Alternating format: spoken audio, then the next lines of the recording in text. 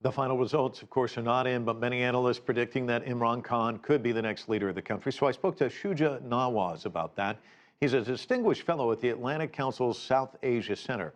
I asked him about the level of support for Imran Khan and what he's done to resonate with voters. I think Punjab will be the litmus test, and he's worked extremely hard the last decade or two. That has been his aim to eventually defeat the Pakistan Muslim League in the Punjab.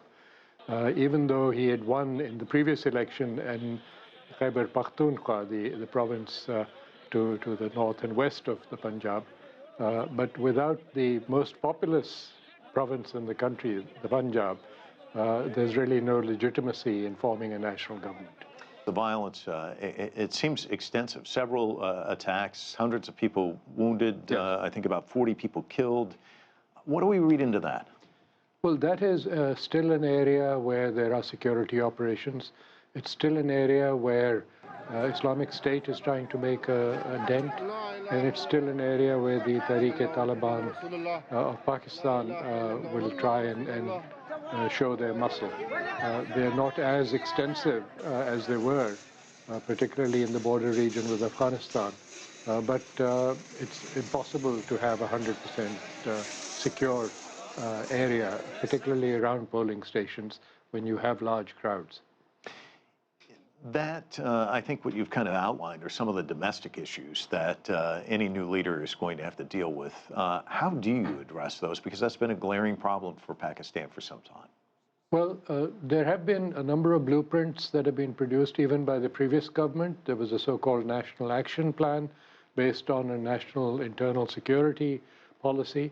I think Imran Khan has an opportunity, if he is going to be the next prime minister, either because of having won the elections outright or as the head of a coalition. He has an opportunity of actually working with not just the other parties, but with the very important military, so that they're exactly on the same page. They're simply not repeating that rhetoric of being on the same page. They're actually doing things together and make some fundamental changes that will alter the political landscape in Pakistan. Change the education system, remove the militancy from the madrasas, which are a part of the local landscape, and de-radicalize the youth, de-weaponize the militant groups that exist, particularly in the hinterland, in the Punjab, because that's such a populous state, and it's very critical that people feel secure within their own country. His biggest problem, though, is going to be economic.